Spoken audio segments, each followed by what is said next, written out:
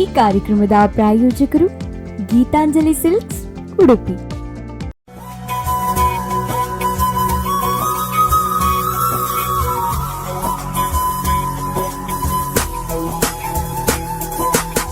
ಆತ್ಮೀಯ ವೀಕ್ಷಕರೇ, ಕಾರ್ಯಕ್ರಮಕ್ಕೆ ಸ್ವಾಗತ. ಇದು ಗೀತಾಂಜಲಿ ಸಿಲ್ಕ್ಸ್ ಅರ್ಪಿಸುವಂತಹ ನಮ್ಮೂರ ಜನೆ ವಿಶೇಷ ಕಾರ್ಯಕ್ರಮ. ಈ ಕಾರ್ಯಕ್ರಮದಲ್ಲಿ ನಾವು ವಿವಿಧ ಕ್ಷೇತ್ರದಲ್ಲಿ ಸಾಧಿಸಿದಂತಹ ಸಾಧಕಿಯರನ್ನು ಪರಿಚಯ ಮಾಡಿಕೊಡ್ತೇವೆ.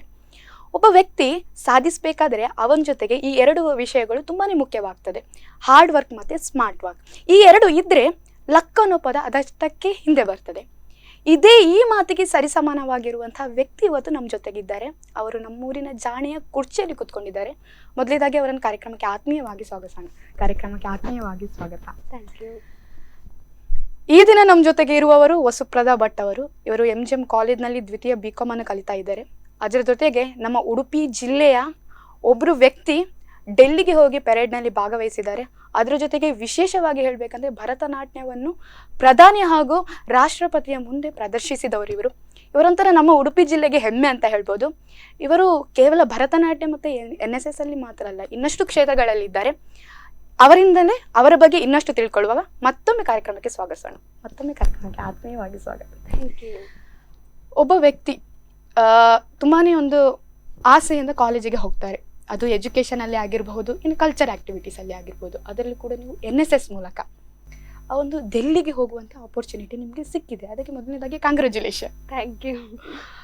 ಒಂದು NSS ಬಂದಾಗ ನಾವು ಕಾಲೇಜ್ ಲೈಫಲ್ಲಿ ಸಿಗುವಂಥದ್ದು ಒಂದು ಆಪರ್ಚುನಿಟಿ. ನಾವು ಸೇರುವಾಗ ಸೇರಿ ಸೇರಿ ಸೇರಿ ಅಂತ ಹೇಳ್ತಾರೆ, ಒಂದು ಎಲ್ಲರೂ ಸೇರ್ತಾರೆ, ಅದು ಮಿನಿಮಮ್ ಸೀಟ್ ಅಂತ ಇರ್ತದೆ. ಹೇಗೆ ನಿಮಗೆ ಇಂಟ್ರೆಸ್ಟ್ ಬಂತು, ಯಾವ ಮುಖಾಂತರ ಇಂಟ್ರೆಸ್ಟ್ ಬಂತು, ಅದರ ತಯಾರಿ ಹೇಗಿದೆ, ಅದ್ರ ಬಗ್ಗೆ ಹೇಳಿ. ಆ್ಯಕ್ಚುಲಿ ಎಂತಾಗಿತ್ತು ಅಂದರೆ, ನಮ್ದೊಂದು ನಾಟಕ ಪ್ರಾಕ್ಟೀಸ್ ಆಗ್ತಿತ್ತು. ಅದರಲ್ಲಿ ಒಬ್ರು ಅಕ್ಕ ಬಂದಿದ್ರು, ಚಿರಶ್ರೀ ಅಂತ. ಅವರು ಸಹ MGM ಇದ್ದು ಸ್ಟೂಡೆಂಟ್. ಹಾಗೆ ಅವರು ಆಡಿಗೆ ಹೋದವರು, ಲೈಕ್ ರಿಪಬ್ಲಿಕ್ ಡೇ ಪರೇಡ್ಗೆ ಹೋದವರು. ಅವರು ಆಗ ಅವರದ್ದೊಂದು ಎಕ್ಸ್ಪೀರಿಯನ್ಸ್ ನಮಗೆ ಹೇಳ್ತಾ ಇರುವಾಗ ಒಂದು ರೋಮಾಂಚನ ಆಗ್ತದೆ ನನಗೆ. ಅಂದರೆ ಡೆಲ್ಲಿಗೆ ಹೋಗಿ ಬರೋದು ಅಷ್ಟು ಚಿಕ್ಕ ವಿಷಯನಲ್ಲ. ಹಾಗೆ ಆಗ ನನಗೆ ಅನಿಸಿದ್ದು, ನಂದು ಆಗ ಇನ್ನೂ ಡಿಗ್ರಿ ಲೈಫ್ ಶುರುವಾಗಿರಲಿಲ್ಲ, ನಾನು PUC ಸಮಯದಲ್ಲಿದ್ದೆ. ಹಾಗೆ ಆಗ ನಾ ಡಿಸೈಡ್ ಮಾಡಿದ್ದು NSS ತಗೊಳ್ಬೇಕು ಅಂತ. ಅದಕ್ಕಿಂತ ಮುಂಚೆ ನಂದು ಅಕ್ಕವೇ NSSಗೆ ಸೇರಿದ್ದು. ಸೊ ದ್ಯಾಟ್ ಆಗ ಅವಳು ಕ್ಯಾಂಪ್ ಅದು ಇದು ಅಂತ ಹೇಳುವಾಗ ತುಂಬ ಖುಷಿ ಆಗ್ತಿತ್ತು. 7 ದಿನ ಒಂದು ಮನೆ ಬಿಟ್ಟು ಕ್ಯಾಂಪ್ಗೆ ಹೋಗೋದಂದ್ರೆ ಖುಷಿ ಅಲ್ಲ. ಹಾಗೆ ಸೊ ಆಗ ಅಷ್ಟೇನು ಆಸೆ ಇರಲಿಲ್ಲ. ಬಟ್ ಇದು ಒಂದು ಆಪರ್ಚುನಿಟಿ ಸಿಗ್ತದೆ ಅಂತ ಹೇಳುವಾಗ ಇನ್ನಷ್ಟು ಕ್ಯೂರಿಯಾಸಿಟಿ ಮತ್ತೆ ಸೇರಬೇಕು ಅನ್ನೋ ಖುಷಿ ಇತ್ತು. ಹಾಗೆ ಡಿಗ್ರಿ ಬರುವಾಗ ಯಾವುದು ಬೇಕು ಅಂತ ಕೇಳಿದಾಗ NSS ನಾನು ಚೂಸ್ ಮಾಡಿಕೊಂಡೆ. NSS ಆರಿಸಿದ ಮೇಲೆ ಸೇರುವಾಗ ಕೆಲವು ಜನ ನಡುವಲ್ಲಿ ಬಿಟ್ಟವರಿದ್ದಾರೆ. ಎಂಥ ಕಷ್ಟ ಇದು, ಟಾರ್ಚರ್ ಕೊಡ್ತಾರೆ ಅಂತ.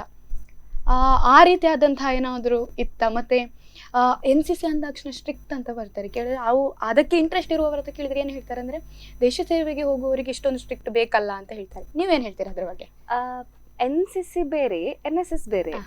NSS ಅಂದರೆ ಒಂದು ಲೈಕ್ ರಾಜ್ಯದ ಜನತೆಗೆ ಬೇಕಿರುವ ಹಾಗೆ, ಸಿವಿಲಿಯನ್ಸ್ಗೆ ಬೇಕಿರುವ ಹಾಗೆ ನಾವು ನಮ್ಮ ಕೈಯಲ್ಲಾದಷ್ಟು ನಾವು ಸ್ವಯಂ ಸೇವೆ ಮಾಡ್ತೇವೆ.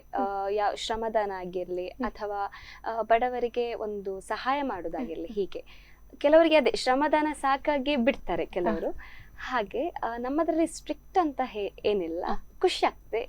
ನಾವು ನಮ್ಮ ಒಂದು ಮಾಡುವ ಕೆಲಸವನ್ನು ನಮ್ಮದು ಆತ್ಮ ಸಂತೋಷದಿಂದ ಮಾಡ್ತೇವೆ. ಹಾಗೆ ನೀವು NCC ಮತ್ತು NSS ಹೇಳಿದ್ರಿ, ಈ ಎರಡಕ್ಕೂ ಡಿಫ್ರೆನ್ಸ್ ಏನು ಬರ್ತದೆ? ಅದೇ NCC ಅಂದರೆ ನಿಮಗೆ ಈಗ ಮಿಲಿಟ್ರಿಗೆ, ಆರ್ಮಿಗೆ ಹೋಗಬೇಕು ಅಂತಿದ್ರೆ ಅಲ್ಲಿ ನಿಮಗೆ ಒಂದು ಬೇಸಿಕ್ ಇನ್ಸ್ಟ್ರಕ್ಷನ್ಸ್ ಮತ್ತು ಪ್ರಾಕ್ಟೀಸ್ ಎಲ್ಲ ಕೊಡ್ತಾರೆ. NSS ಹಾಗೆ ಅಲ್ಲ. ನಾವು ದೇಶದ ಸೇವೆಗೋಸ್ಕರ, ಲೈಕ್ ಅವರು ದೇಶದ ಗಡಿಗೆ ಹೋಗಿಕಾದ್ರೆ ನಾವು ಒಳಗಡೆ ಸ್ವಚ್ಛತೆಯ ಕೆಲಸ, ಹಾಗೆ ಚಿಕ್ಕ ಚಿಕ್ಕ ಪುಟ್ಟ ಸಹಾಯ ಮಾಡ್ಕೊಂಡು ಸ್ವಯಂ ಸೇವಕರಾಗಿ. ಓಕೆ. ನೀವು ದಿಲ್ಲಿಗೆ ಹೋದವರಂತ ಮೊದಲೇ ನಾನು ಹೇಳಿದ್ದೇನೆ, ತುಂಬಾ ಜನ ಇರ್ತಾರೆ. ಒಂದು 114 ಸೀಟು ಏನೋ ಇರ್ತದೆ NSS ಅಲ್ಲಿ. 148 ಸೀಟ್ ಇರ್ತದೆ. ಆಸೆ ಪಡುವವರು ತುಂಬ ಜನ ಇರ್ತಾರೆ. ನೀವು ಡೆಲ್ಲಿಗೆ ಹೋಗಿದ್ದೀರಾ? ಕಾಲೇಜಲ್ಲಿ ತಯಾರಿ ಹೇಗಿರ್ತದೆ? ನೀವು ಡೆಲ್ಲಿಗೆ ಹೇಗೆ ಸೆಲೆಕ್ಟ್ ಆದ್ರಿ, ಅದರ ಬಗ್ಗೆ ಹೇಳಿ. ಕಾಲೇಜಲ್ಲಿ ಆ್ಯಕ್ಚುಲಿ ಯಾವತ್ತು ಗೊತ್ತುಂಟಾ, ಒಂದು ಅಕ್ಟೋಬರ್ ಟೈಮಲ್ಲಿ ಸೆಲೆಕ್ಷನ್ ಇರ್ತದೆ. ಸೊ ಆ ಟೈಮಲ್ಲಿ ಎಂತಾಗಿತ್ತಂದ್ರೆ ನನಗೆ ಅಕ್ಟೋಬರ್ ಅಂದರೆ ನವರಾತ್ರಿ ಅಲ್ಲ, ತುಂಬ ಡಾನ್ಸ್ ಪ್ರೋಗ್ರಾಮ್ಸ್ ಇತ್ತು. ಹಾಗೆ ನನಗೆ ಪ್ರಾಕ್ಟೀಸ್ ಮಾಡಲಿಕ್ಕೆ ಟೈಮ್ ಇರಲಿಲ್ಲ. ಆದರೆ ಎಂತಂದರೆ ನಮಗೆ ಒಂದು ಸ್ಟಮಿನಾ ಬಿಲ್ಡ್ ಆಗಬೇಕು, ಹಾಗೆಯೇ ಎಂತಾಗಬೇಕಂದ್ರೆ ನಮ್ಮದು ಪರ್ಸ್ನಲ್ ಡೆವಲಪ್ಮೆಂಟ್ ಆಗಬೇಕು, ಪರ್ಸ್ನಾಲಿಟಿ ಡೆವಲಪ್ಮೆಂಟ್. ಹಾಗೆ ನನಗೆ ಪ್ರಾಕ್ಟೀಸ್ ಮಾಡಲಿಕ್ಕೆ ಟೈಮ್ ಇರಲಿಲ್ಲ. ಮತ್ತು ಲಾಸ್ಟ್ 2 ದಿನ ಇರುವಾಗ ಕಾಲೇಜ್ ಸೆಲೆಕ್ಷನ್ ಲೆವೆಲಲ್ಲಿ ನಾನು ನಮ್ಮದು ಸೀನಿಯರ್ ಲಾಸ್ಟ್ ಇಯರ್ ನಮ್ಮದು ಕರ್ನಾಟಕ ಪರೇಡಿಗೆ ಹೋಗಿದ್ದವರು ಭಾವನಾ ಅಂತ, ಅವರು ಸಹ BSc ಈಗ 3rd ಇಯರ್. ಅವರು ನಮಗೆ ಕಲಿಸಿಕೊಟ್ರು. 2 ದಿನ ಫುಲ್ ಇಡೀ ದಿವಸ ನಾವು ಪ್ರಾಕ್ಟೀಸ್ ಮಾಡಿದ್ವಿ. ಹಾಗೆ ಮತ್ತೆ ಎಂತಾಗಿತ್ತಂದ್ರೆ ನನಗೆ ಒಂದು ಪ್ಲಸ್ ಪಾಯಿಂಟ್ ಎಂತಾಗಿತ್ತಂದರೆ ನಾನು ಭರತನಾಟ್ಯ ಕಲ್ತಿದ್ದೆ, ಯಕ್ಷಗಾನ ಕಲ್ತಿದ್ದೆ. ಸೊ ಅದು ನನಗೆ ಒಂದು ಬಲ ಸಿಕ್ಕಿದಾಗಿತ್ತು. ಅವರು ನಂದು ಆ ಒಂದು ಕಲ್ಚರಲ್ ಬೇಸ್ ಆಗಿ ಹಿಡ್ಕೊಂಡು ನನ್ನನ್ನು ಸೆಲೆಕ್ಟ್ ಮಾಡಿದ್ರು. ಸೊ ಆಗ ತುಂಬ ಖುಷಿಯಾಗಿತ್ತು. ಮತ್ತೆ ಎಂತಾಗಿತ್ತಂದ್ರೆ ಯೂನಿವರ್ಸಿಟಿ ಲೆವೆಲ್ ಸೆಲೆಕ್ಷನ್. ಆಗ ತುಂಬ ಕಷ್ಟ ಆಗಿದ್ದ ವಿಷಯ ಓಡಬೇಕು ನಾವು. ಓಡ್ಲಿಕ್ಕೆ ತುಂಬ ಕಷ್ಟ. ಅಯ್ಯೋ ಓಡ್ಬೇಕಲ್ಲ ಅಂತ ಫುಲ್ ಪ್ರಿಪೇರ್ ಆಗಿ ಹೋಗಿದ್ದೆ. ಅಲ್ಲಿ ಎಂತಾಗಿತ್ತಂದ್ರೆ ನಾನು ಒಂದು 2 ರೌಂಡ್ ಹಾಕ್ಲಿಕ್ಕೆ ಅಂತ ಇದ್ದದ್ದು. ಬಟ್ ಅಲ್ಲಿ ಹೋಗುವಾಗ ಗೊತ್ತಾಯ್ತು 4 ರೌಂಡ್ ಹಾಕ್ಬೇಕು ಅಂತ. ಒಂದು ಎಷ್ಟು ಕಿಲೋಮೀಟರ್ ಓಡುವಷ್ಟಿತ್ತು? ನಾವು 8 ಕಿಲೋಮೀಟರ್ ಕಲ್ತಿರ್ಬೇಕು. ಅಲ್ಲಲ್ಲ 2 ಕಿಲೋಮೀಟರ್ ಕಲ್ತಿರ್ಬೇಕು 8 ನಿಮಿಷದಲ್ಲಿ. ಹಾಗೆ ನಾವು ಓಡ್ಬೇಕು ಹೇಳಿ ಓಡಿದೆ. ನಾನು ಸೆಕೆಂಡ್ ಬಂದೆ. ಸೊ ಅದರಲ್ಲಿ ಫಸ್ಟಿಗೆ ಅದು ಪರೇಡ್ ಸೆಲೆಕ್ಷನ್ ಆಯ್ತು, ಅದರಲ್ಲಿ ಸೆಲೆಕ್ಟ್ ಆದೆ. ಮತ್ತೆ ಪರ್ಸನಲ್ ಇಂಟರ್ವ್ಯೂ ಇತ್ತು. ಅವರು ಸಹ ನನ್ನದು ಒಂದು ಕಲ್ಚರಲ್ ನೋಡಿಯೇ ಸೆಲೆಕ್ಟ್ ಮಾಡಿದ್ರು.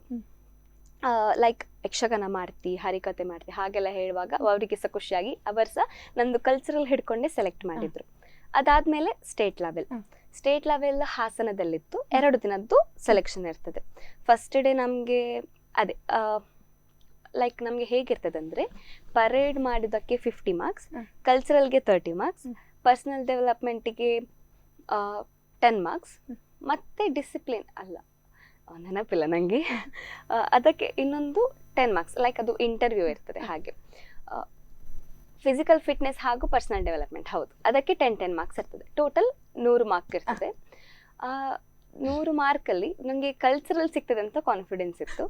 ಪರೇಡಲ್ಲಿ ಚೂರು ತಪ್ಪು ಮಾಡಿದ್ದೆ. ಹಾಗೆ ಮಾರ್ಕ್ ಕಳೀತಾರ ಏನೋ, ಹೌದು, ಅದರಲ್ಲಿ ಎಷ್ಟು ಬರ್ತದೆ ಅಂತ ಅಂದಾಜಿರಲಿಲ್ಲ.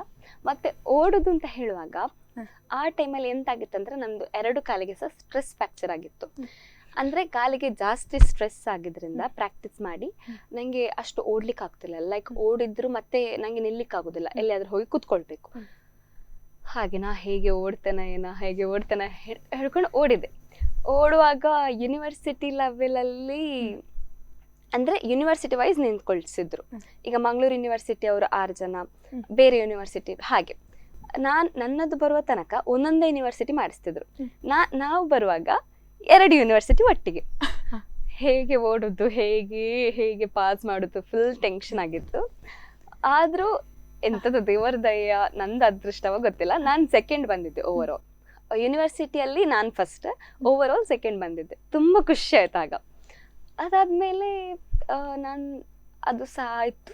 ಸೌತ್ ಝೋನ್ ಹೇಗೆ ಆಗೋದಂದರೆ ಕರ್ನಾಟಕ ಮತ್ತು ಕೇರಳ, ತಮಿಳ್ನಾಡು ಇದು ಒಟ್ಟಿಗೆ ಸೇರಿ ಆಗೋದು. ಈ ಸಲ ಕೇರಳದಲ್ಲಿ ಇದ್ದದ್ದು. ಹಾಗೆ ಕೇರಳಕ್ಕೆ ಹೋಗುವಾಗ ಒಂದು ಟ್ರೈನಲ್ಲಿ ಗಮ್ಮತ್ ಮಾಡ್ಕೊಂಡೆಲ್ಲ ಹೋದ್ವಿ. ಅಲ್ಲಿ ಇಲ್ಲಿಗಿಂತ ಸಹ ಸೆಕೆ, ಬಿಸಿಲು ಅಂದರೆ ಬಿಸಿಲು. ಎಂತ ಮಾಡಬೇಕು. ಮಾರ್ಚ್ 1 ಬೆಳಗ್ಗೆ ಒಂದು 8ರಿಂದ 1 ಗಂಟೆ ತನಕ ಇರ್ತಿತ್ತು, 12:30. ಆ ಸುಡು ಬಿಸಿಲಲ್ಲಿ ಅವರು ಕೊಡ್ತಿದ್ದದ್ದು ಜ್ಯೂಸ್ ಒಂದು ಅಮೃತ ಸಿಕ್ಕಿದಾಗ ಆಗ್ತಿತ್ತು. ಹಾಗೆ ಟೋಟಲ್ 12 ದಿನಗಳ ಕಾಲ ಕ್ಯಾಂಪ್ ಇರ್ತದೆ ಕೇರಳದಲ್ಲಿ. ಅದರಲ್ಲಿ 3 ದಿನ ಸೆಲೆಕ್ಷನ್. ಡೆಲ್ಲಿಯಿಂದ ಆಫೀಸರ್ಸ್ ಬರ್ತಾರೆ ಸೆಲೆಕ್ಟ್ ಮಾಡ್ಲಿಕ್ಕೆ. ಹಾಗೆ ಪರೇಡ್ ತುಂಬಾ ಒಳ್ಳೆ ಮಾಡಿದೆ ನಾನು. ಈ ಸಲ ಪರೇಡ್ ತುಂಬಾ ಒಳ್ಳೆ ಆಗಿತ್ತು. ನಮ್ದು ಕ್ಯಾಂಪ್ ರುಟೀನ್ ಎಂತ ಅಂದ್ರೆ ಬೆಳಗ್ಗೆ ಯೋಗ, ಮತ್ತೆ ಮಾರ್ಚ್ ಫಸ್ಟ್ ಪ್ರಾಕ್ಟೀಸ್, ತಿಂಡಿ ಆದ್ಮೇಲೆ ಮಾರ್ಚ್ ಫಸ್ಟ್ ಪ್ರಾಕ್ಟೀಸ್, ಮತ್ತೆ ಊಟ, ಮತ್ತೆ ಅಕಾಡೆಮಿಕ್ ಸೆಕ್ಷನ್ ಅಂತ ಇರ್ತದೆ. ಅದರಲ್ಲಿ ಯಾರಾದ್ರೂ ಒಬ್ರು ಲೈಕ್ ರಿಸೋರ್ಸ್ ಪರ್ಸನ್ ಬಂದ್ರು, ನಮ್ಗೆ ಎಂತಾದ್ರೂ ಒಂದು ಆಕ್ಟಿವಿಟೀಸ್ ಮಾಡಿಸ್ತಾರೆ. ಹಾಗೆ ಅದಾದ್ಮೇಲೆ ನಮ್ಗೆ ಪುನಃ ಪರೇಡ್ ಪ್ರಾಕ್ಟೀಸ್, ಅದಾದ್ಮೇಲೆ ಕಲ್ಚರಲ್ ಈವ್ನಿಂಗ್ ಅಂತ ಇರ್ತದೆ. ಅಂದ್ರೆ ನಮ್ಗೆ ಒಂದು ಟೈಮ್ ಪಾಸಿಗೆ ಅವ್ರ ನಮ್ದೊಂದು ಸಾಕಾಗಿರ್ತೇವಲ್ಲ ನಾವು ಇಡೀ ದಿವಸದಲ್ಲಿ ಒಂದೊಂಚೂರು ಗಮ್ಮತ್ ಮಾಡ್ಲಿಕ್ಕೆ ಕಲ್ಚರಲ್. ಹಾಗೆ ನಾವು ಡಾನ್ಸ್ ಮಾಡ್ಬೋದು, ಹಾಗೆ ಹಾಡ್ಬೋದು, ನಮ್ದೊಂದು ಟ್ಯಾಲೆಂಟ್ ತೋರಿಸ್ಲಿಕ್ಕೆ. ಹಾಗೆ ಆ ದಿನಗಳಲ್ಲೆಲ್ಲ ನಾವು ತುಂಬಾ ಚಂದ ಪರ್ಫಾರ್ಮೆನ್ಸ್. ಆದ್ರೆ ಸೆಲೆಕ್ಷನ್ ದಿವಸ ಅಂತ ಬರುವಾಗ 1 ನಿಮಿಷ ಟೈಮ್ ಕೊಟ್ಟಿದ್ದದು. ಕಲ್ಚರಲ್ಗೆ 1 ನಿಮಿಷ, 1 ನಿಮಿಷದಲ್ಲಿ ನಿಮ್ಮ ಟ್ಯಾಲೆಂಟ್ ಎಂತ ಉಂಟು ತೋರಿಸಿ ಬರ್ಬೇಕು. ಫುಲ್ ಟೆನ್ಷನ್ ಆಗಿತ್ತು, ಎಂತ ಮಾಡುದಂತ ಗೊತ್ತಾಗ್ಲಿಲ್ಲ. ಆಗ ಮಾಡಿ ಬಂದೆ ನಾನು. ಆದ್ರೆ ನಂಗೆ ಎಂತ ಅನಿಸ್ತಿತ್ತು, ನಾ ಉಳಿದ ದಿವಸ ಚಂದ ಮಾಡಿದ್ದೆ, ಇವತ್ತು ಚಂದ ಮಾಡ್ಲಿಲ್ಲ. ಕೂಗ್ಲಿಕ್ಕೆ ಬಂತು, ಒಂದು ಮೂಲೆಯಲ್ಲಿ ಹೋಗಿ ಕೂತು ಎಲ್ಲ ಮುಗಿಸಿ ಬಂದೆ. ಎಂತಾದ್ರೂ ಆಗ್ಲಿ ಅಡ್ಡಿಲ್ಲ, ನೀ ಚಂದ ಮಾಡಿದ್ದಿಂತ ಒಂದು ಕಾನ್ಫಿಡೆಂಟ್. ಹಾಗೆ ಅದಾದ್ಮೇಲೆ 2 ದಿವಸ ನವೆಂಬರ್ ಫಸ್ಟಿಗೆ ಎಲ್ಲ ಮುಗ್ದಿತ್ತು. ಮತ್ತೆ ಡಿಸೆಂಬರ್ ಅಲ್ಲಿ ರಿಸಲ್ಟ್. ನಾನು ಎಲ್ಲ ಮರ್ತಿದ್ದೆ. ಲೈಕ್ ಬರ್ತದೆ, ಬರುವಾಗ ಸರ್ ಹೇಳ್ತಾರೆ ನಮ್ಗೆ PDF ಬರ್ತದೆ. ಸೊ ನಾ ಆರಾಮ್ಸೆ ಅಲ್ಲಿದ್ದೆ.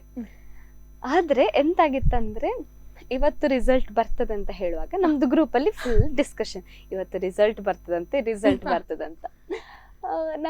ನಮ್ದು ಒಬ್ಬ ಫ್ರೆಂಡ್ ಇದ್ದ ಮಂಗಳೂರಲ್ಲಿ, ಭವಿಷ್ ಅಂತ. ಅವ ಎಂತ ಮಾಡಿದಂದ್ರೆ ಗಮ್ಮತ್ತಿಗೆ ನಂಗೆ ಫೋನ್ ಮಾಡಿ ಪ್ರ್ಯಾಂಕ್ ಮಾಡಿದ್ದು.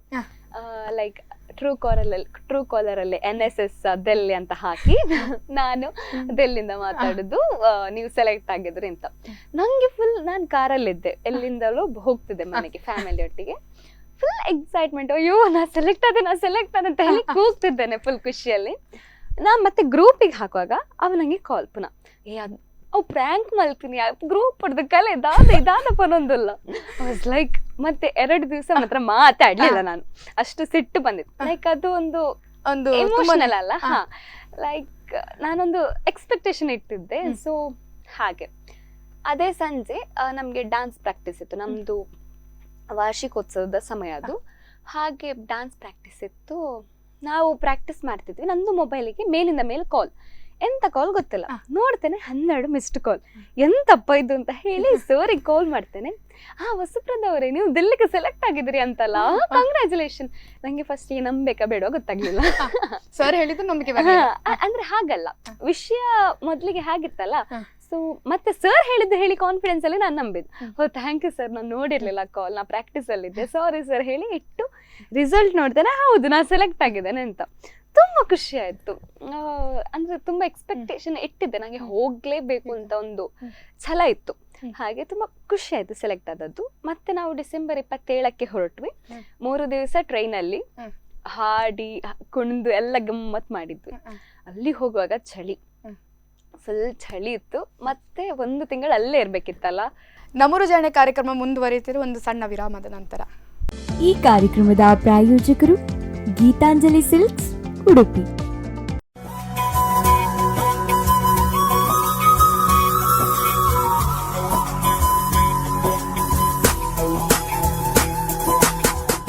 ಈ ಕಾರ್ಯಕ್ರಮದ ಪ್ರಾಯೋಜಕರು ಗೀತಾಂಜಲಿ ಸಿಲ್ಕ್ಸ್, ಉಡುಪಿ.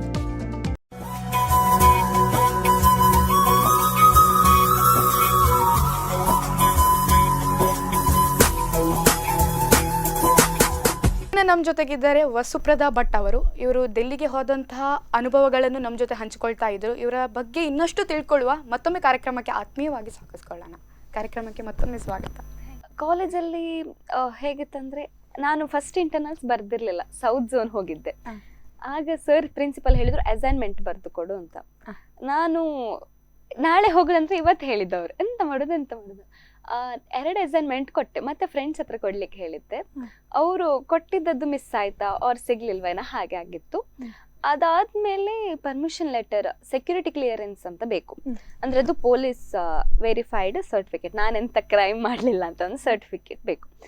ಅದಕ್ಕೆ ಒದ್ದಾಡಿದಷ್ಟು ನಾ ಯಾವ ಸರ್ಟಿಫಿಕೇಟ್ಸ್ಗೆ ಸಹ ಒದ್ದಾಡ್ಲಿಲ್ಲ. ಅಂದ್ರೆ ದಿನ ಪೊಲೀಸ್ ಸ್ಟೇಷನ್ ಹೋಗುದು ಬರುದು ಡೆಲ್ಲಿಗೆ ಹೋಗ್ಲಿಕ್ಕೆ. ಹೌದು, 1 ವಾರ ನಾನು ಪೊಲೀಸ್ ಸ್ಟೇಷನ್ ಹೋಗಿ ಬಂದ ಅಭ್ಯಾಸ ಆಗಿ ಹೋಗಿದ್ದು. ಮತ್ತೆ ಹೋಗುವ ದಿವಸ ನಂಗೆ ಸಿಕ್ಕಿತು. ಹ. ಅದು ಸಹ PDF ರೂಪದಲ್ಲಿ ಸಿಕ್ಕಿತು ನಂಗೆ. ಅಂದ್ರೆ ಯೂನಿವರ್ಸಿಟಿಗೆ ಹೋಗಿ, ನಮ್ದು ಮಂಗಳೂರಲ್ಲಿರುವ ಯೂನಿವರ್ಸಿಟಿಗೆ ಹೋಗಿ ಅಲ್ಲಿ ರಿಜಿಸ್ಟರ್ ಮಾಡಿ ಮತ್ತೆ ನಾವು ಅಲ್ಲಿಂದ ಹೊರಡ್ಬೇಕು. ಸೊ ಸರ್ ನಾ ಹೊರಡ್ತಿದ್ದೇನೆ, ನೀವು ನಂಗೆ PDF ರೂಪದಲ್ಲಿ ಕಳಿಸಿ, ನಾ ಪ್ರಿಂಟ್ ತೆಗಿತೆ ಹೇಳಿ ಹೊರಟು ಮತ್ತೆ ಅಲ್ಲಿ ಬೆಂಗಳೂರು ಹೋಗಿ ಬೆಂಗಳೂರಿಂದ ನಾವು ಡೆಲ್ಲಿಗೆ ಹೊರಟದೆಲ್ಲ. ಮತ್ತೆ ಎಂತಂದ್ರೆ ಡೆಲ್ಲಿಗೆ ಸೆಲೆಕ್ಟ್ ಆದಾಗ ಕಾಲೇಜ್ಗೆ ಹೋಗೋದೇ ಒಂದು ಖುಷಿ ಆಗಿತ್ತು ನಂಗೆ. ಲೈಕ್ ಎಲ್ಲ ಒಂದು ಕಂಗ್ರಾಚುಲೇಷನ್. ಕಾಲೇಜ್ ಸುತ್ತ ಎಲ್ಲ ನಿಮ್ದು ಅದು ಬ್ಯಾನರ್ ನ ಹೋದ್ಮೇಲೆ ಹಾಕಿದ್ದು. ಅದು ತುಂಬಾ ನಾಚಿಕೆ ಆಗ್ತಿತ್ತು ನಂಗೆ. ಲೈಕ್ ನಾ ಅಲ್ಲಿಂದ ಬಂದ್ಮೇಲೆ ಎಕ್ಸಾಮ್ಗೆ ಜಾಗ ಎಲ್ಲಿರ್ತಿದ್ದಾರೆ ಅಂದ್ರೆ ನಂದು ಬ್ಯಾನರ್ ಮುಂದೆ ಸ್ಕೂಟಿ ಇಡ್ಲಿಕ್ಕೆ ಜಾಗ, ನಾನು ಅಲ್ಲಿ ಇಟ್ಟು ಹೀಗೆ ಹೀಗೆ ಹೋಗ್ತಿದ್ದೆ. ನಂಗೆ ನಾಚಿಕೆ ಆಗ್ತಿತ್ತು ತುಂಬಾ ನಂದು ಬ್ಯಾನರ್ ನೋಡ್ಲಿಕ್ಕೆ. ಹಾಗೆ ಮತ್ತೆ ಎಲ್ಲರೂ ಕಂಗ್ರಾಚುಲೇಷನ್ ಹೇಳುವಾಗ ತುಂಬಾ ಖುಷಿ ಆಗ್ತಿತ್ತು.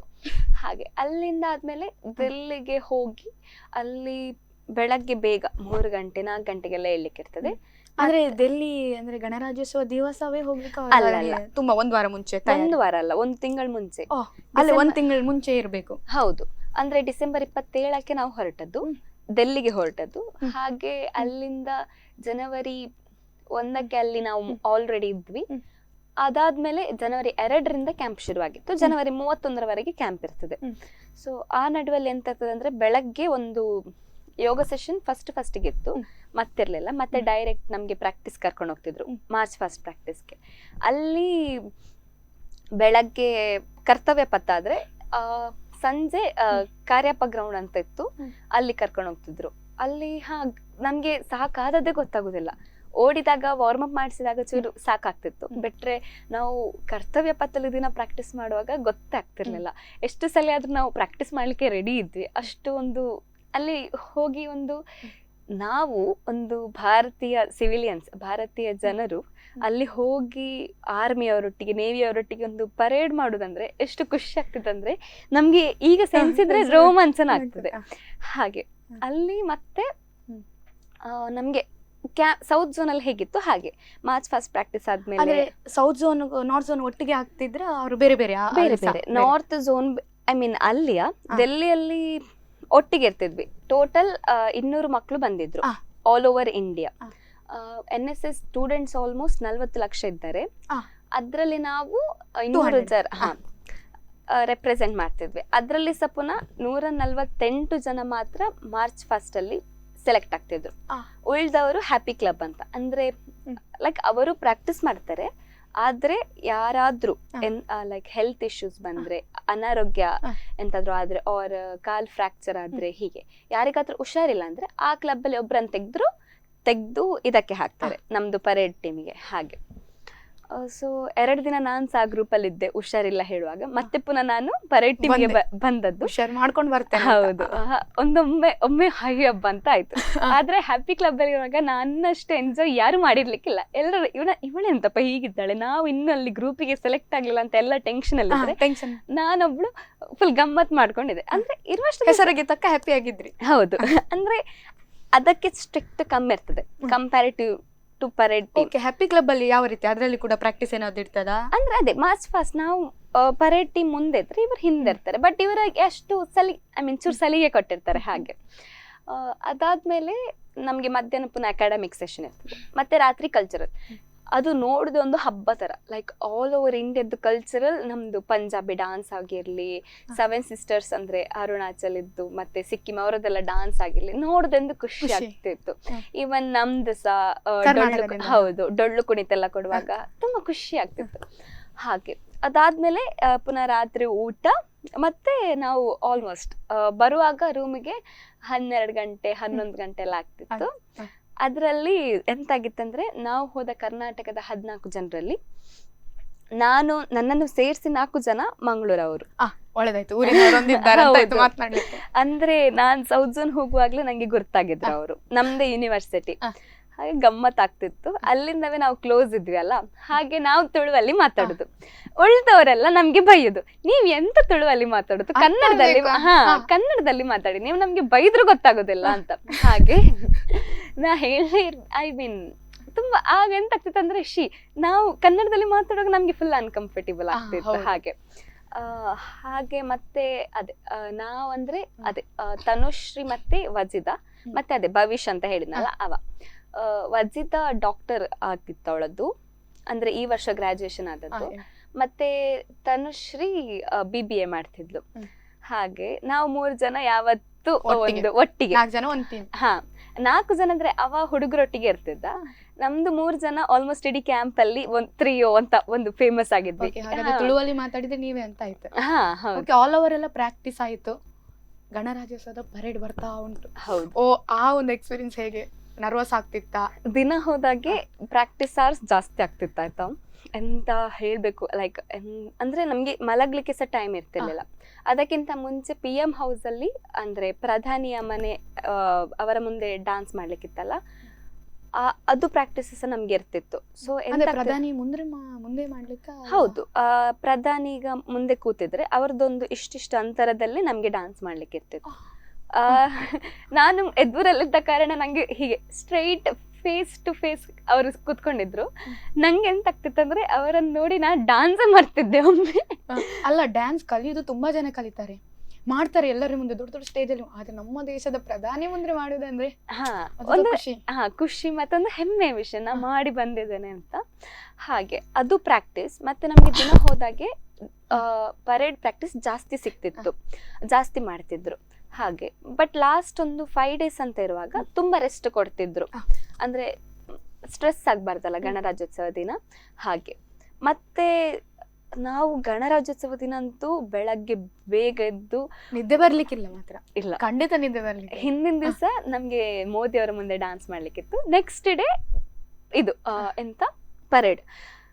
ರಾತ್ರಿ ಬಂದೊಂದು ಎಕ್ಸೈಟ್ಮೆಂಟ್, ನಾವು ಚಂದ ಮಾಡಿದ್ವಿ ಹಾಗೆ ಹೀಗೆ ಹೇಳಿ ಅದೇ ಮಾತಾಡ್ಕೊಂಡು ಮಲಗುವಾಗ 1 ಗಂಟೆ 2 ಗಂಟೆಗೆ ಎದ್ದಾಗಿದೆ. ನಾವೆಲ್ಲ ಹೊರಡ್ಬೇಕು, ಚಂದ ಜಡೆ ಕಟ್ಬೇಕು, ಚೂರು ಮೇಕಪ್ ಮಾಡ್ಕೊಳ್ಬೇಕು ಅಂತ ಎಲ್ಲ. ಹಾಗೆ ಅಷ್ಟು ಬೇಗ ಹೊರಟು ನಾವು 4 ಗಂಟೆ ಹಾಗೆ ಅಲ್ಲಿದ್ವಿ. ಅಲ್ಲಿ ಮತ್ತೆ ಅವತ್ತು ತಿಂಡಿ ಸಹ ನಮ್ಗೆ ಜಸ್ಟ್ ಬ್ರೆಡ್ ಜಾಮ್ ಗಮ್ಮತ್ತಲ್ಲಿ ತಿಂದು ಹೊರಟಿದ್ದೇವೆ. ಬ್ರೆಡ್ ಜಾಮ್ ತಿನ್ಲಿಕ್ಕೆ ಆಯ್ತಾ? ಅಂದ್ರೆ ಎಂತ ಮಾಡುದು, ಬೇರೆ ಆಪ್ಷನ್ ಇರ್ಲಿಲ್ಲ. ಮತ್ತೆ ಚಪಾತಿ ಇರ್ತಿತ್ತು ನಮ್ಗೆ, ಚಪಾತಿ ತಿಂದು ತಿಂದು ಸಾಕಾಗಿತ್ತು ನಾರ್ತ್ ಸೈಡ್. ಹೌದು. ಹಾಗೆ ಮತ್ತೆ ಕೊನೆಗೆ ಬ್ರೆಡ್ ಜಾಮ್ ಹಾಲು ಇಷ್ಟೇ ಕುಡ್ದು ನಾವು ಹೊರಟಿದ್ವಿ. ಮತ್ತೊಂದು ಆಪಲ್ ಕೊಡ್ತಾರೆ ಅಲ್ಲಿ ಹೋದ್ಮೇಲೆ. ಸೊ ಆಪಲ್ ತಿನ್ನುವಾಗ ಒಂಚೂರು ಹೊಟ್ಟೆ ಫುಲ್ ಆಗ್ತಿತ್ತು, ಅಷ್ಟು ಸಾಕಾಗ್ತಿತ್ತು. ಮತ್ತೆ ಬಂದು ನಾವು ಸರಿ ನೀರ್ ಕುಡಿತಿದ್ವಿ. ಹಾಗೆ ಮತ್ತೆ ನಾನು ಫೆಬ್ರವರಿ 3ಕ್ಕೆ ಹೊರಟದ್ದು. ಅಂದ್ರೆ ನಾನು ಬೇಗ ಬಂದಿದ್ದೇನೆ. ಅವರು ಲೈಕ್ ಟ್ರೈನಲ್ಲಿ ಬರುದಂದ್ರೆ ಲೇಟ್ ಆಗ್ತಿತ್ತು, ಎಕ್ಸಾಮ್ಸ್ ಇರ್ತಿತ್ತು, ಮತ್ತೆ 7th ಸೀನಿಯರ್ ಪ್ರಾಕ್ಟಿಕಲ್ ಎಕ್ಸಾಮ್ ಇರ್ತಿತ್ತು. ಹಾಗೆ ಮತ್ತೆ ನಾನು ಮ್ಯಾಮ್ ಹತ್ರ ಒಂಚೂರು ಕನ್ವಿನ್ಸ್ ಮಾಡಿ ನಾನು ವಜಿದಾ ತನುಶ್ರೀ ಇಷ್ಟು ಜನ ಬೇಗ ಬಂದ್ವಿ. ಫ್ಲೈಟಲ್ಲಿ ಬಂದು 2 ದಿವಸದಲ್ಲಿ ಡಾನ್ಸ್ ಕಲಿತು ಡಾನ್ಸ್ ಪ್ರಾಕ್ಟಿಕಲ್ಸ್ ಮುಗಿಸಿದೆ. ಅದಾದ್ಮೇಲೆ 7th 8th ಇಂದ ನಂಗೆ ಸೆಮ್ ಎಕ್ಸಾಮ್. ಅದು ಸಹ ಕಷ್ಟಪಟ್ಟು ಅಲ್ಲಿ ಹೋಗಿ ದಿಲ್ಲಿಗೆ ಹೋದ್ರಿ, ಪ್ರಧಾನಿ ಮುಂದೆ ನೃತ್ಯ ಮಾಡಿ ಬಂದ್ರಿ ವಾಪಸ್ ಮರಳಿ ಊರಿಗೆ ಅಂತ. ಊರಲ್ಲಿ ಬರುವಾಗ ಹೇಗೆ ಒಂದು ನಿಮ್ಮನ್ನು ರೆಸ್ಪಾನ್ಸ್ ಮಾಡ್ತಾ ಇದ್ರು? ತುಂಬಾ ಖುಷಿ ಆಗ್ತಿತ್ತು. ಎಂತಂದ್ರೆ ನಾ ಬಂದ ದಿವಸ ಎಲ್ಲಿ MGM ಅಲ್ಲಿ ರಂಗೋತ್ಸವ ಆಗ್ತಿತ್ತು. ಜಿ ಶಂಕರ್ ಅವರಿಗೆ ಸನ್ಮಾನ. ಆ ದಿನ ಎಂತಾಗಿತ್ತಂದ್ರೆ ನಾನು ಸಾಕಾಗಿತ್ತಲ್ಲ, ಮಧ್ಯಾಹ್ನ ಅಪ್ಪ ಸ್ವಾಮೀಜಿ ಅವರನ್ನು ನೋಡ್ಲಿಕ್ಕೆ ಅಂತ ಪ್ರಸಾದ ತಗೊಳ್ಳಿಕ್ಕೆ ಕರ್ಕೊಂಡು ಹೋಗಿದ್ರು. ಅಲ್ಲಿ ತಗೊಂಡು ಅವರಿಗೆ ಸಹ ಹೇಳಿದ್ರು ಅಪ್ಪ. ಹಾಗೆ ತುಂಬಾ ಖುಷಿ, ಅವರು ಸಹ ಒಳ್ಳೇದಾಗ್ಲಿ ಹೇಳಿ ಖುಷಿ ಆಯ್ತು ಅವ್ರು ಹಾಗೆ ಹೇಳುವಾಗ. ಮತ್ತೆ ಬಂದು ನಾ ಮಲಗಿದ್ದೆ. ಅಪ್ಪ ಒಂದು 4 ಗಂಟೆಗೆ ಎಪ್ಸಿ ಏಳು ಹೋಗ್ಲಿಕ್ಕೆ ಉಂಟು, ಈಗ ಬೇಗ ಹೊರಡು ಅಂತ ಹೇಳಿದ್ರು. ಅಲ್ಲಿ ಹೋಗಿ ನೋಡುವಾಗ ಎಲ್ಲ ಇದ್ದಾರೆ, ರಘುಪತಿ ಭಟ್ ಆಗಿರ್ಲಿ, ಜಿ ಶಂಕರ್, ಹೀಗೆ ಎಲ್ಲ ದೊಡ್ಡ ಇದ್ದಾರೆ ಫುಲ್. ಅಲ್ಲಿ ನಂಗೆ ಸನ್ಮಾನ ಅಂತ ಹೇಳಿದ್ರು ಇಡೀ ಉಡುಪಿ ನಗರಸಭೆಯಿಂದ. ಒಂಚೂರು ಹೆದ್ರಿಕೆ ಆಗ್ಲಿಕ್ಕೆ ಶುರು ಆಯ್ತು. ಅಂದ್ರೆ ಇಷ್ಟು ದಿನ ನಾನು ಸನ್ಮಾನ ಮಾಡ್ಕೊಂಡವಳ್ಸಲ್ಲ, ಅಂದ್ರೆ ಏನೋ ಒಂದು ಮುಜುಗರ, ಏನೊಂದು ಹಾಗೆ ನಾಚಿಕೆ ಎಂತದೋ ಆಗ್ತಿತ್ತು. ಫುಲ್ ಹೆದ್ರಿಕೆ. ಅಲ್ಲಿ ಹೋಗಿ ಹೇಗೆ ಕುತ್ಕೊಳ್ಬೇಕು, ಅವ್ರ ಹತ್ರ ಹೇಗೆ ನಗಾಡ್ಬೇಕು, ಫುಲ್ ಹಾಗೆ. ಅದಾದ್ಮೇಲೆ ಆವತ್ತು ಅಲ್ಲಿ ಸನ್ಮಾನ ಆದ್ಮೇಲೆ ಪುನಃ ನಮ್ದು ಊರಲ್ಲಿ ಕುಂಜರ್ಗಿರಿ ನಮ್ದು ಅಜ್ಜಿ ಮನೆ, ಅಲ್ಲಿ ಸಹ ಅಲ್ಲಿ ಆವತ್ತು ಅವರದ್ದು ವಾರ್ಷಿಕೋತ್ಸವ ಇತ್ತು ದೇವಸ್ಥಾನದಲ್ಲಿ. ಸೊ ಅಲ್ಲಿ ಸಹ ಕರೆದಿದ್ರು ಸನ್ಮಾನ ಮಾಡ್ಲಿಕ್ಕೆ. ಅಲ್ಲಿ ಹೋಗುವಾಗಂತ ಎಲ್ಲ ಹೇಗಾಯ್ತು, ಮೋದಿ ಮುಂದೆ ಡಾನ್ಸ್ ಮಾಡಿ ಬಂದೆಲ್ಲ, ಮೋದಿಯನ್ನು ನೋಡಿ ಬಂದೆಲ್ಲ, ಮೋದಿಯನ್ನು ಮಾತಾಡ್ಸಿದ್ಯಾ ಎಲ್ಲ ಹಾಗೆ. ಮಾತಾಡಿಸಿದ್ರಾ? ಇಲ್ಲ, ಮಾತಾಡ್ಲಿಕ್ಕೆ ಇರ್ಲಿಲ್ಲ. ಹ್ಮ್. ಆಲ್ ಓವರ್ ಎಲ್ರಿಗೆ ಸೇರಿಸಿ ಅವರು ಸ್ಪೀಚ್ ಮಾಡಿದ್ರು, ಬಟ್ ಮಾತಾಡ್ಲಿಕ್ಕೆಲ್ಲ ಇರ್ಲಿಲ್ಲ. ಬರ್ತಾರೆ, ಕುತ್ಕೊಂಡು ಫೋಟೋ ತೆಗೆದು ಹೋಗ್ತಾರೆ. ಮುಂದೆ ಹೋಗಿ ಕುತ್ಕೊಂಡ ಮೇಲೆ ನಮ್ಗೆ ಡಾನ್ಸ್, ಮತ್ತೆ ಅವರದ್ದು ಸ್ಪೀಚ್, ಅಷ್ಟೇ. ಸೆಲ್ಫ್ ಖುಷಿ ಅಂತ ಇದ್ದೇ ಇದೆ.